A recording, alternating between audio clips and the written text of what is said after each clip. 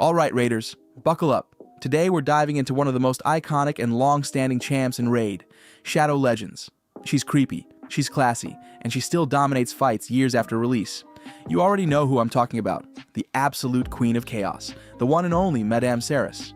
And yeah, even if you've been around Teleria for a while, she's still that one epic champ who can single-handedly flip an entire fight, especially in the arena.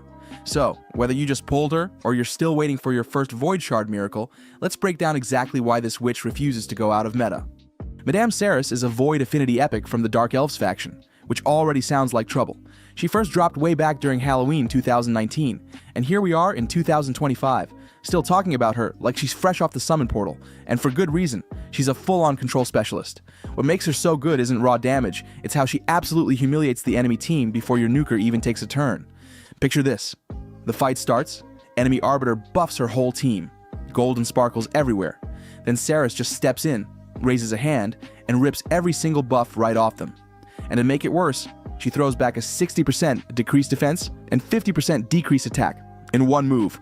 That's her signature skill, Midnight Ritual, and trust me, when it lands, it's game-changing. That combo alone made her a legend in Arena. You don't bring Madame Serris for damage, you bring her for destruction by proxy. She sets up your entire team for a guaranteed wipe. But that's not all she does. Her Tricks and Treats skill can steal buffs from every enemy, then grant your team block debuffs for 2 turns if she nabs anything. And if she does, it also throws True Fear back at your opponents. Like, imagine you're buffing up, feeling confident, and suddenly you can't even take your turn because Serris made you panic. That's the kind of control she brings. It's psychological warfare in purple high heels. Then there's her passive, Witch's Grace. At the start of every turn, she puts up a shield equal to 10% of her max HP, and if anyone dares to hit her while that shield's up, she's got a chance to drop fear right back. So even when she's being targeted, she's still screwing with the enemy team's tempo. Now, her A1 might look simple at first, just a single target hit with a chance to apply fear. But remember, that chance jumps up when enemies already have debuffs. And guess what? They always have debuffs when Serris is on the field. So where does she shine the most? Easy. Arena, both offense and defense. Serris is built to punish teams that rely on buffs. You see Arbiter, Sci-Fi, Duchess, you just smile because you know exactly what's about to happen. She walks in, strips them clean, drops debuffs, and your nuker cleans house. It's poetic, but she's not just an arena toy. You can use her in dungeons, campaign, faction wars, anywhere you need reliable debuffs on multiple enemies. She's especially fun in faction wars because the Dark Elves lineup isn't exactly filled with support champs, and she brings everything.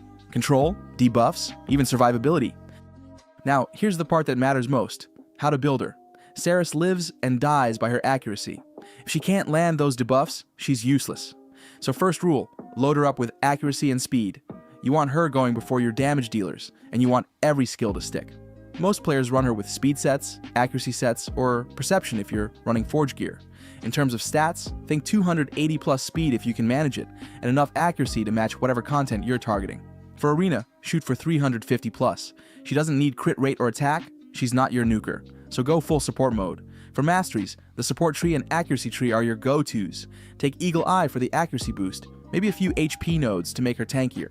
You can even give her some resist if you're putting her in defense teams so she can shrug off enemy debuffs. Now let's be real, Serris isn't perfect. If you can't hit the speed and accuracy benchmarks, she's gonna flop. You'll watch her cast Midnight Ritual and nothing happens. Buffs stay, debuffs fail, and your team gets clapped. That's why she shines most for players who can build her properly. But even mid-game players can make her work with smart team synergy. Pair her with someone like Arbiter, Lanakis, or Prince Kamar, and you've got a setup that still melts enemies in seconds.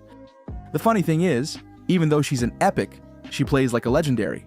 A lot of endgame players still use her because she's just that reliable. She's also Void, which means no weak hits, no RNG. Every skill hits clean. That's part of why she's been relevant for literal years, and honestly, she still looks insane. One of the best designed champions in the game, hands down.